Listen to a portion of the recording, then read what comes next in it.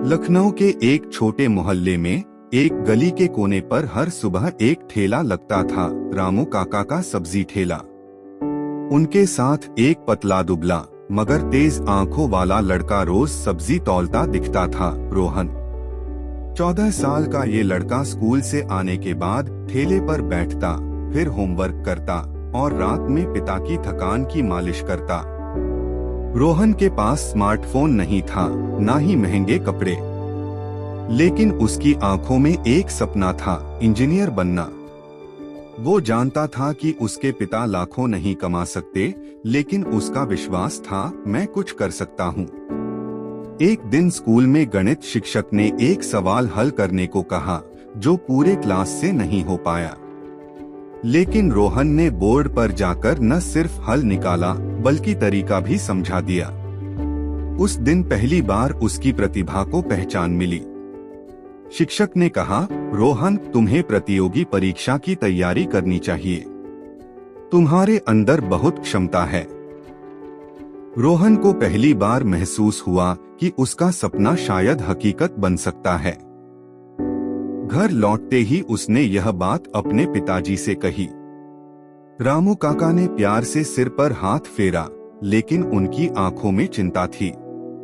बेटा, पढ़ाई तो ठीक है, लेकिन कोचिंग के पैसे, किताबें, हमारा खर्च मुश्किल से चलता है।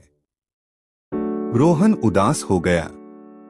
सपने जैसे पल में हवा हो गए। लेकिन उसने हार नहीं मानी। स्कूल में ही एक और शिक्षक थे, शर्मा सर। उन्होंने रोहन की लगन देखी और बोले, बेटा, हर चीज पैसों से नहीं मिलती, लेकिन मेहनत करने से जरूर मिलती है। मैं तुझे रोज 1 घंटा पढ़ा दूंगा, लेकिन मेहनत तुझे करनी है। यही बात रोहन को चाहिए थी, एक दिशा। अब रोहन का रूटीन बदल गया। सुबह ठेला, दोपहर स्कूल, शाम पढ़ाई, रात में सब्जी मंडी की मदद। उसने YouTube से मुफ्त वीडियो ढूंढने शुरू किए, पुराने अखबारों से रफ पेपर बनाए और हर दिन 2 घंटे पढ़ाई को समर्पित किए। शर्मा सर ने उसे छोटे छोटे लक्ष्य दिए, हर दिन 5 सवाल हल करो, हर हफ्ते एक मॉक टेस्ट दो।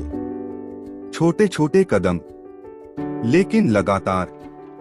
जल्द ही मोहल्ले में कुछ लोग कहने लगे, रामू, तू अपने बेटे को पढ़ाकर क्या करेगा, सब्जी वाला ही बनेगा।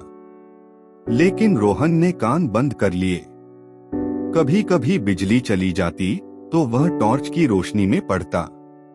कई रातों को नींद अधूरी रहती, मगर एक ही वाक्य उसे आगे बढ़ाता।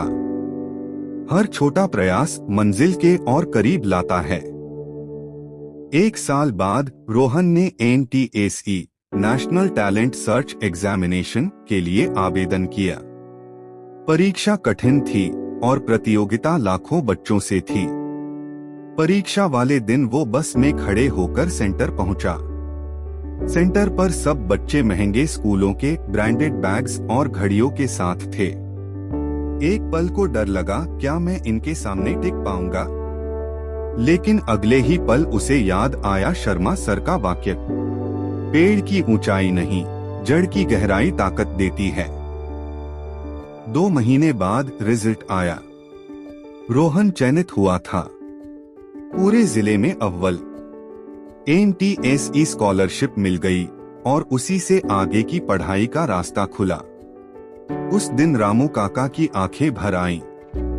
मोहल्ले के लोगों ने तालियां बजाईं और पहली बार रोहन को महसूस हुआ, छोटे कदम वाकई बड़ी मंजिल तक ले जाते हैं। अब रोहन का नाम शहर के अखबारों में छपा। कई NGO ने उसकी मदद की। आज वह एक सरकारी इंजीनियरिंग कॉलेज में पढ़ रहा है। हर रविवार वह मोहल्ले के बच्चों को पढ़ाने आता है, उसी कोने पर जहां कभी वह सब्जी बेचता था। एक शाम रोहन अपने पिता के साथ चाय पी रहा था। रामू काका बोले, बेटा, तुझ पर गर्व है। तूने हमारे छोटे से घर को बड़ा बना दिया।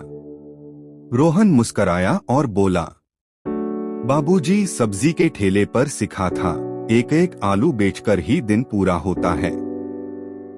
जिंदगी भी वैसी ही है। छोटे छोटे प्रयासों से ही बड़ी मंजिल बनती है। हर दिन का छोटा प्रयास भविष्य की बड़ी कामयाबी की नींव रखता है। छोटे कदम, बड़ी मंजिल।